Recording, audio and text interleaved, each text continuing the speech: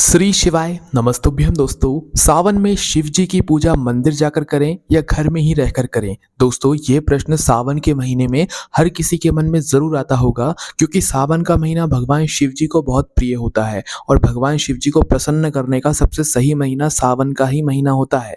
और ये प्रश्न आप लोगों के मन में भी कभी ना कभी जरूर आया होगा कि सावन के महीने में अगर हमें भगवान शिव जी को प्रसन्न करना है, उनकी पूजन अर्चना करना है, तो क्या हमें अपने घर में ही जो शिवलिंग है उसकी पूजन अर्चना करना चाहिए या हमारे घर के पास में जो शिव मंदिर है वहां पर जाकर पूजन अर्चना करना चाहिए। इसका जवाब हम आपको इस वीडियो में यहाँ पर देने वाले हैं। अगर आप लोग घर में रहकर शिव जी की पूजन करते हैं तो भी ये वीडियो देखिए, और अगर आप लोग अपने ही घर के पास में शिव मंदिर में जाकर पूजन अर्चना करते हैं तो भी आप लोग ये वीडियो जरूर देखिए। देखिए, सावन का हर एक दिन भगवान शिव जी को बहुत प्रिय होता है, उनको प्रसन्न करने के लिए हमारे लिए भी बहुत ही ज्यादा विशेष होता है। ठीक है, अब ये सावन का जो महीना रहता है ना, इस महीने में कई सारे लोग क्या करते हैं, वैसे ज्यादातर लोग जो है शिव मंदिर में जाकर ही पूजन अर्चना करते हैं, पर कुछ लोगों की कुछ मजबूरियां होती हैं जिसकी वजह से वो लोग अपने घर में ही रहकर शिवलिंग बनाकर उसकी पूजन अर्चना करते हैं। तो भाई सावन के महीने में हमें शिव जी के मंदिर जाकर पूजन करना चाहिए, घर में रहकर पूजन करना चाहिए। तो दोस्तों सबसे पहली चीज, सावन का जो महीना है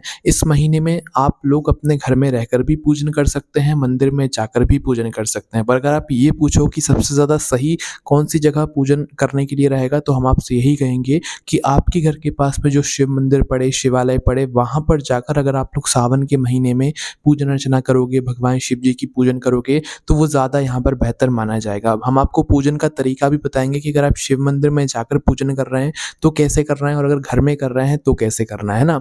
तो देखो, सबसे ज्यादा सही रहता है अगर आप जा सकते हैं तो अपने ही घर के पास में शिव मंदिर में जाकर आप लोगों को यहाँ पर पूजन अर्चना करनी चाहिए, है ना। अब देखो, जैसे हमने आपको पहले भी ये बात बता चुकी है कि सावन का जो महीना रहता है इस महीने में आप लोगों को शिव जी पर जल जरूर चढ़ाना चाहिए। भले आप पूरे महीने ना चढ़ाते हो, पूरे साल ना चढ़ाते हो, पर सावन के महीने में जरूर चढ़ाना चाहिए। सावन के पूरे महीने भी नहीं चढ़ा पा रहे हो तो सावन के जो जो सोमवार पड़ते हैं, जिसमें से पहला सोमवार दोस्तों 14 जुलाई के दिन आ रहा है ना, तो भाई सावन के जो सोमवार पड़ते हैं इन सोमवार पर आप शिव जी पर जल चढ़ाने जरूर जाओ, और एक लोटा नहीं बल्कि 2 लोटा जल लेकर जाओ, क्योंकि कावड़ का भाव लेकर हम सावन के महीने में शिव जी के मंदिर में अगर शिव जी पर जल चढ़ाते हैं तो इससे भगवान शिव हमसे और भी ज्यादा जल्दी प्रसन्न रहते हैं। ठीक है, तो 2 पात्रों का जल या 2 लोटों का जल आप लोगों को सावन के महीने में शिव जी पर जाकर चढ़ाकर आना चाहिए, है ना।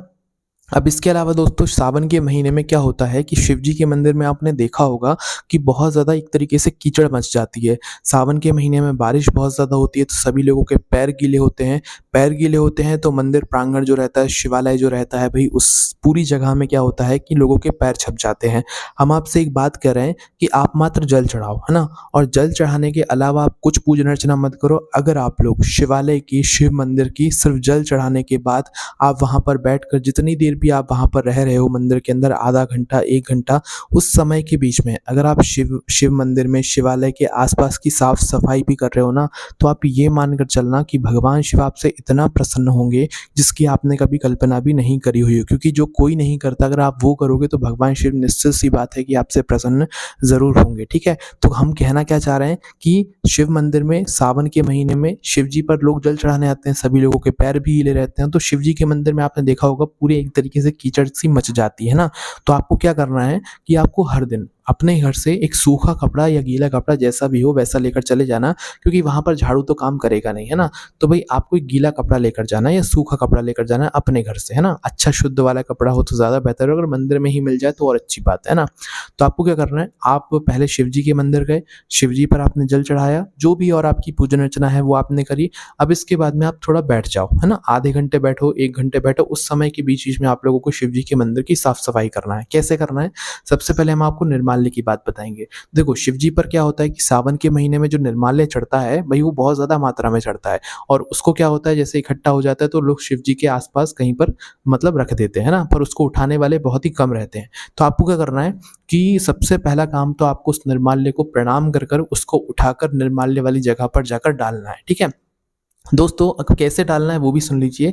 जैसे कि आपने अपनी पूजन अर्चना कर ली, उसके बाद ये सारे कार्य करना है। पहले जाकर अपनी पूजन अर्चना करो, उसके बाद में शिव जी की शिवलिंग के आसपास जो भी बेलपत्र, फूल, गुलाल वगैरह जो भी चीज़ें पड़ी हुई हैं निर्माल्य के रूप में शिव जी पर चढ़ी हुई, उनको सबसे पहले प्रणाम करो, हाथ जोड़ो, प्रणाम करके फिर उस निर्माल्य को उठाओ, उठाने के बाद किसी पात्र में रखो, पात्र में रखने के बाद इसे वहाँ पर जाकर डालाओ जहाँ पर मंदिर में निर्माल्य वगैरह डलता है, ठीक है? उस जगह पर डालने के बाद अब आपको क्या करना है, निर्माल्य तो आपने उठा लिया, अब आपको लगाना है वहाँ का पोछा। आस-पास की जो जगह है वहाँ पर आप लोगों को पोछा लगाना है। उससे पहले शिव जी पर आप लोग जो है मतलब मंदिर का ही जो जल रहता है, नल लगा हो, हैंडपंप लगा हो, वहाँ से एक बाल्टी या किसी भी पात्र में जल लेकर आएँ। अपना आपने शुरू में जल चढ़ा दिया वो अलग है, पर अब आप लोग जो है शिवलिंग को एक बार अच्छे से स्नान करा रहे हैं, उनकी साफ-सफाई कर रहे हैं ना, मतलब उनको अच्छे से स्नान करा रहे हैं। तो एक पात्र में जल लाकर अच्छे से शिव जी पर चढ़ा दो, है ना? क्योंकि अभी आपने पूरा निर्माल्य उठाया है, तो वापस से एक बार उनको चमका दो, है ना? अब ये कार्य आपने कर दिया। अब इसके बाद में आपके पास जो सूखा कपड़ा है, उस सूखे कपड़े से शिवालय के मंदिर में, शिवालय में पूरे में आप एक बार पोंछा लगा दो। पोंछा लगाने से क्या होगा, जो गीला हो रहा होगा सब जगह में, वो सारा साफ हो जाएगा। साफ हो जाने के बाद सिर्फ इतना सा अगर आपने काम कर लिया ना शिव मंदिर जाकर हर दिन, या हर दिन भी नहीं गए तो सावन सोमवार के दिन ही सिर्फ इतना काम कर लिया ना, और किसी पे गुस्सा नहीं होना कि भाई तुम क्यों आ रहे हो, तुम क्यों जल फैला रहे हो, तुम क्यों यहाँ पर बार-बार अपने पैरों के निशान बना रहे हो, किसी से कुछ लड़ाई नहीं करना है। भले लोग 10 बार भी अगर मतलब अपने पैरों के निशान बना रहे हो, उन्हें बनाने दो, आपको उससे कोई मतलब नहीं, आपको अपने काम से मतलब है ना। तो शिव मंदिर में आप लोगों को जो है साफ-सफाई का विशेष रूप से ध्यान रखना है सावन के महीने में, जो कि बहुत ही कम लोग करते हैं। जल तो बहुत सारे लोग चढ़ाते हैं, पर शिव मंदिर की साफ-सफाई, निर्माल्य को उठाकर निर्माल्य वाली जगह पर डालकर बहुत ही कम लोग आते हैं। उनमें से अगर आप लोग एक बन जाते हैं, तो भगवान शिव भी आपको करोड़ों में से एक चुनकर आपको वो सब देंगे जिसकी आपने कभी कल्पना भी नहीं करी हुई होगी ना। और इसके अलावा दोस्तों सावन के महीने में बेलपत्र चढ़ाना भी बहुत शुभ माना जाता है, चावल का दाना चढ़ाना भी बहुत शुभ माना जाता है, सफ़ेद फूल चढ़ाना भी बहुत शुभ माना जाता है, कनेर के फूल चढ़ाना भी बहुत शुभ माना जाता है। कहने का ये मतलब है कि शिव जी के मंदिर में सावन के महीने में आप जो चीज़ समर्पित करें, उसका आपको कई गुना बढ़कर ही फल मिलेगा, और शिव जी आपसे ज़रूर प्रसन्न रहेंगे। ठीक है? तो ये तो बात हो गई शिव मंदिर की। हमने आपको जो आखिरी के जो नियम बताए हैं, एक तो निर्माल्य को प्रणाम करके निर्माल्य को उठाकर निर्माल्य वाली जगह पर डालकर और सूखे कपड़े से पूरे शिव मंदिर में एक बार पोंछा लगाना है। इस नियम का अगर आपने पालन कर दिया, बहुत है दोस्तों, बहुत है, भगवान शिव बहुत प्रसन्न हो जाएँगे। ठीक है? और दोस्तों, जैसे कि आप आधे 1 घंटा रुके, तो आप 1-2 बार आराम से पोंछा लगा सकते हो, 3 बार भी लगाओ, जितनी बार आपकी मन मर्ज़ी हो, उतनी बार आप लगाओ। और आपका मन है कि 1 बार ही लगाएँगे, हम जब शिव मंदिर से जाएँगे तो उसके उसके पहले ही लगाएँगे, तो आप उस समय भी लगा सकते हैं, ठीक है? तो ये बात हो गई आपके घर के पास में शिव मंदिर है, वहाँ की। अब हम बात करते हैं आपके घर की। कुछ लोग होते हैं जो शिव मंदिर तक नहीं पहुँच पाते हैं, बहुत सारे कारण रहते हैं। तो क्या वो लोग कुछ लोग क्या करते हैं, घर पे ही रहकर पूजन करते हैं। तो आप लोग भी कोई गलत काम नहीं करते हैं, आप बिल्कुल सही करते हैं। सावन के महीने में जो भी लोग शिव मंदिर नहीं जा पा रहे हैं, तो ऐसा बिल्कुल भी नहीं है कि वो भगवान शिव जी को प्रसन्न नहीं कर पाएँगे। वो भी अपने घर में रहकर अपने ही घर के मंदिर में जो मतलब शिवलिंग रखा हुआ है छोटा-सा, जिस भी चीज़ का हो, शिवलिंग तो रखा हुआ है ना, उसकी भी अगर आप पूजन कर रहे हो ना, तो भी आपको बहुत ही बड़ा और विशेष यहाँ पर फल देखने के लिए मिलेगा। आप उनके ऊपर भी जल चढ़ाओ, है ना? उनके ऊपर भी बेलपत्र चढ़ाओ, फूल चढ़ाओ। जैसे पूजन अर्चना आप शिव जी के मंदिर में जाकर करते हो, वैसी पूजन अर्चना आप अपने घर के मंदिर में जो शिवलिंग रखा हुआ है उसकी करो, है ना? और अगर उसकी नहीं करना चाहते तो भई पार्थिव शिवलिंग बनाओ। और पार्थिव शिवलिंग ऐसा नहीं कि आप अपने घर में ही बनाओगे, शिव मंदिर में जाकर भी पार्थिव शिवलिंग बैठकर बनाया जाता है, उनकी पूजन अर्चना करी जाती है, फिर उनका विसर्जन भी यहाँ पर किया जाता है, ठीक है?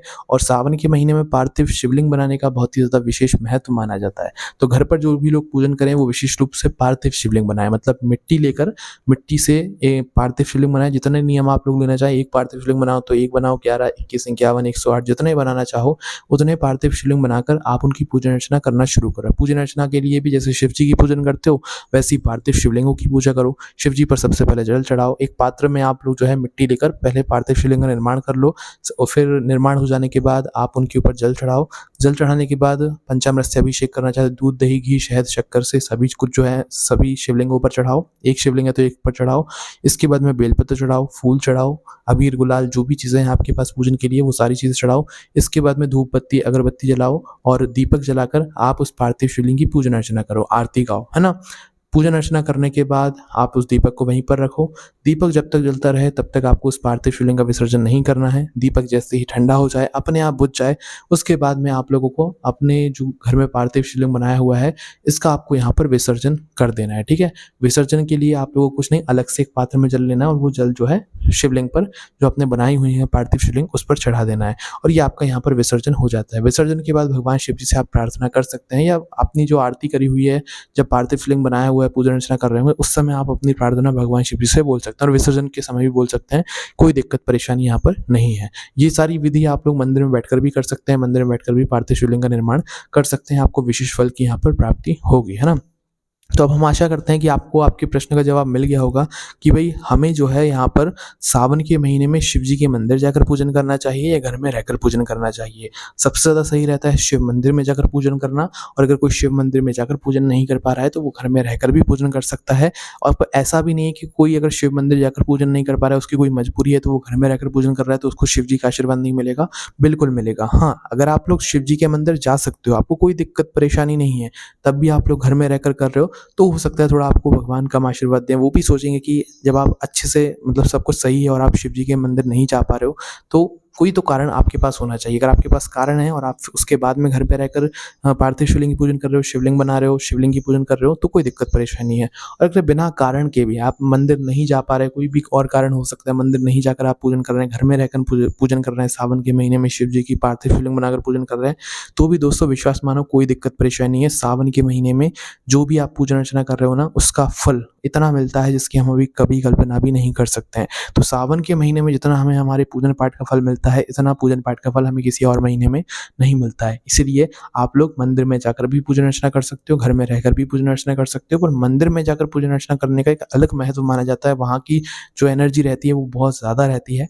बाकी घर में रहकर पूजन अर्चना करना चाहते हो तो वो भी कर सकते हो, कोई दिक्कत परेशानी यहाँ पर नहीं है। जैसे शिव जी के मंदिर में जाकर पूजन करते हो, वैसे ही भाव बनाकर आप अपने घर के अंदर यहाँ पर पूजन करो, है ना? घर के अंदर जो शिवलिंग है उसके ऊपर भी 2 छोटे-छोटे पात्रों से जल चढ़ाओ, सब हो जाता है ना?